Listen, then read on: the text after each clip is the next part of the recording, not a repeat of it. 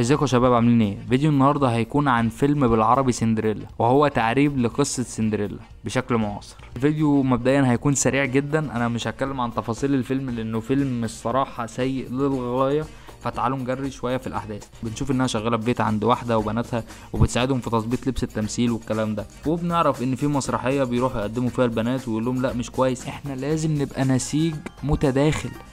هي مش كانت نسيج متجانس، ايه متداخل دي، ما علينا. بعديها ريهام وقعت الديكور على احمد هارون. مخرج المسرحيه شافها واغمى عليها. يا سلام، باين عليه انه اعجب بيها، تبا للعبث. بعديها بنشوف ان هم عملوا حفله، وبنشوف ريهام راحت والبنات شافوها وبيتخانقوا معاها. بيتدخل ابو احمد هارون وبياخدها وبيخلي ابنه يروح عشان يتعرف عليها، ويقول لها انا عايز اعرض عليك عرض انهم يتصاحبوا ويديها فلوس وتهزقه وترميه في الميه وتطلع تجري.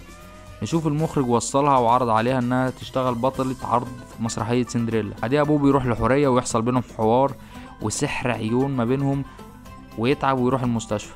يقول لها انت حاطه حاجة في عينك؟ يقول لها عينك حلوة قوي.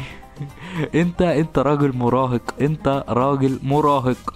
بعديها بنشوف شريف والمخرج بيتخانقوا عليها ويعرضوا الجواز عليها، وتقول لشريف انت ما بتحبنيش، تقول له انت عايز تتجوزني بقانون العرض والطلب. والمخرج يفتكر انها بتحبه ويقول لها انا كنت متاكد ان انت مش هتسيبيني، مش هتضحي بحبي ليكي. تقول له انت طول عمرك بتدور على سندريلا وهي جنبك، وتسيبه وتمشي. وتبقى رفضت الاتنين.